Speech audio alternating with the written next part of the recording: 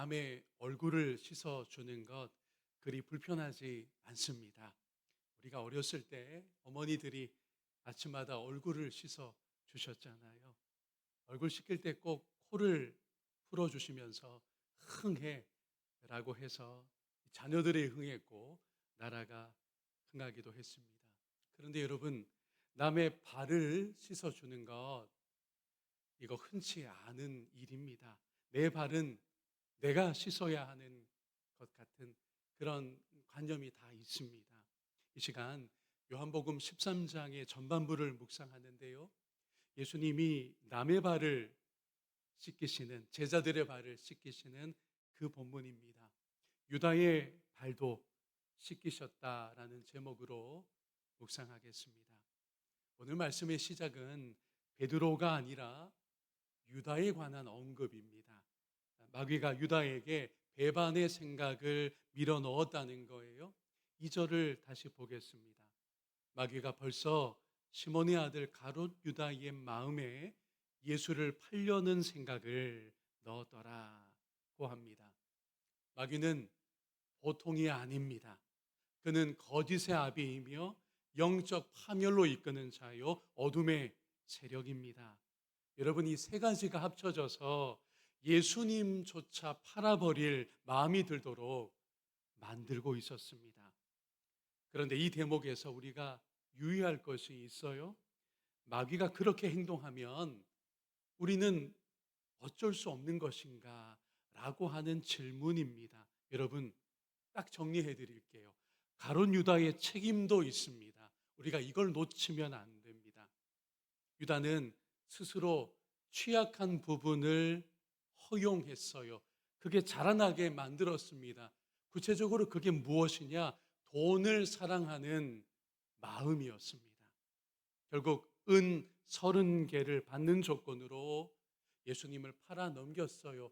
당시 은 30개가 어느 정도의 값어치냐 하면 오늘로 적용할 때 대략 4개월치의 급여에 해당합니다. 그러니까 아무리 적게 잡아도 한 1,000만 원은 된다는 거예요.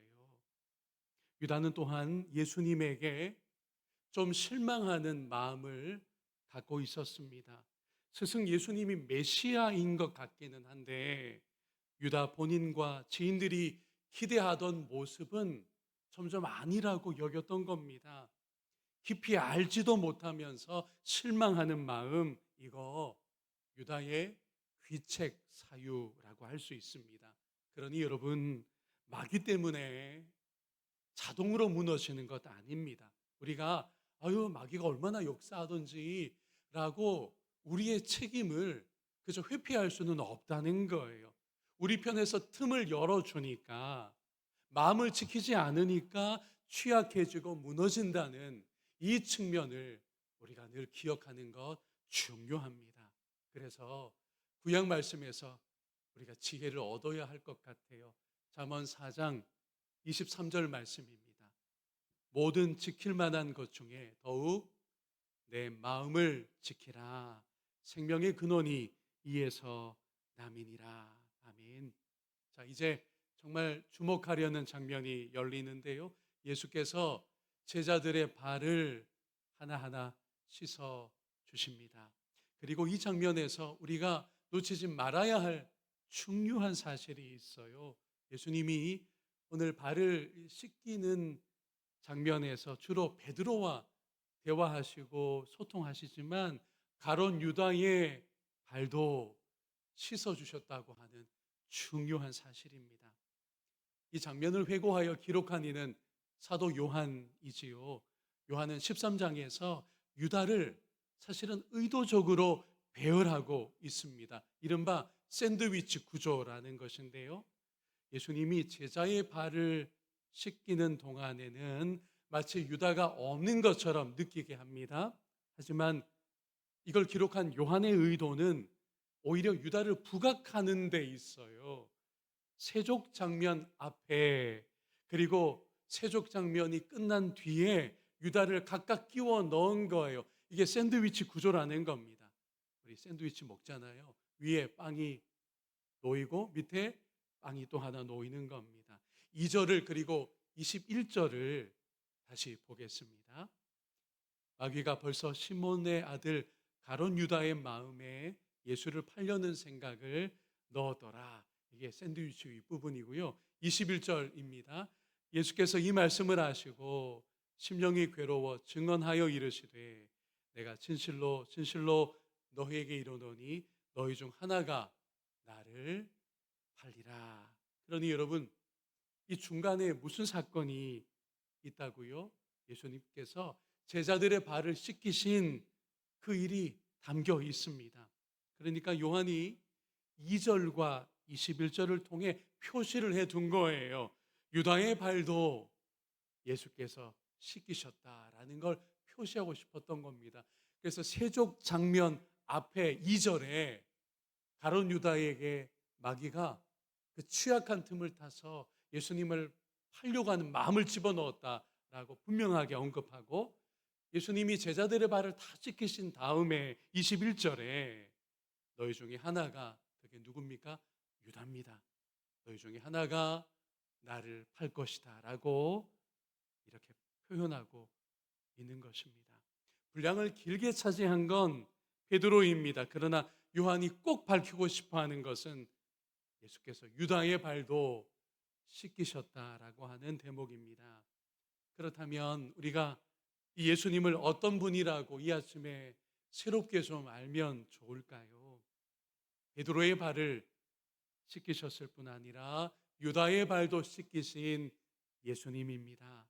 좀 더 놀라운 것은요, 유다가 배반할 것을 아시고서 이걸 미리 다 아셨어요. 그럼에도 불구하고 그 유다의 발을 씻기신 우리의 예수님이신 겁니다. 그렇다면 베드로는 유다보다 좀 더 나은 제자일까요? 베드로는 그래도 발이 씻겨질 만한 자격이 되는 것일까요? 전혀 그렇지 않습니다. 내일 우리가 묵상할 본문인데요, 38절을 미리 확인하겠습니다. 예수께서 대답하시되 너가 나를 위하여 너의 목숨을 버리겠느냐? 내가 진실로 진실로 너에게 이르노니 닭 울기 전에 너가 3번 나를 부인하리라. 이렇게 부인하게 되는 이가 누구지요? 베드로입니다. 베드로입니다. 그러니 여러분, 견적이 다 나왔습니다. 유다는 배반자요, 베드로도 배반자라는 겁니다. 둘이 차이가 사실은 없어요. 그런데 예수님은 어떠하십니까? 이 둘을 포함하여 모든 제자의 발을 씻겨 주셨습니다. 그렇다면 다시 예수님은 어떤 분이십니까? 오늘의 요점입니다. 끝까지 사랑하시는 분이십니다. 1절로 가보겠습니다. 함께 읽을까요? 6월절 전에 예수께서 자기가 세상을 떠나 아버지께로 돌아가실 때가 이른 줄 아시고 세상에 있는 자기 사람들을 사랑하시되, 여기 너무 소중해요, 끝까지 사랑하시니라. 아멘. 눈앞에 십자가 고난이 닥쳤습니다. 그 후에는 부활과 승천이 있을 것이고요, 즉 예수께서 제자들을 떠나실 때가 이미 된 것입니다. 사람들은요, 보통 딴 데로 가는 게 정해지면 어떻게 하죠? 적당한 선에서 정리합니다. 인간관계도 그렇게 합니다. 그러나 예수님은 달랐습니다. 자기 사람들을 끝까지 사랑하셨습니다. 그 증거가 오늘 본문에서는 유다에게까지 발을 씻기신 모습으로 오롯이 드러나고 있어요. 유다를 꾸짖지 않으셨습니다. 팔아넘기지 말면 좋겠어라고 설득하지도 않으셨어요. 그저 사랑으로, 그리고 말없이, 또한 당신 노예들처럼 당신의 몸을 낮추셔서 유다의 발을 씻어 주신 예수님입니다. 예수님은요, 우리의 어떤 선함이나 자격 때문이 아니라 예수님 자신의 사랑으로 일하시는 분이십니다. 마지막으로 예수님 앞에서 우리는 어떤 모습입니까? 우리에게 유다의 모습도 베드로의 모습도 다 있다는 걸 성찰했으면 좋겠어요. 오늘 본문은 우리로 그 자리에 나아갈 것을 초대하고 있습니다. 유다처럼 유다에게서 어떤 우리의 모습이 보이나요? 우리가 불리해지고 반대로 이득이 생겨서라도 예수님을 사실상 배반할 때가 있는 저와 여러분임을 겸허하게 고백했으면 좋겠습니다. 베드로에게서 또한 우리의 닮은 면모도 있어요. 그건 무엇이냐 하면 세 가지나 되는데요. 예수님의 손길을 우리가 거부할 때가 있고요. 예수님의 손길에 우리가 무지할 때가 있고요. 심지어 무례할 때도 있다는 겁니다. 베드로는 삼관왕입니다. 우리 8절로 10절까지를 천천히 좀 볼게요. 베드로가 이르되 내 발을 절대로 씻지 못하시리이다. 이거 거부한 겁니다.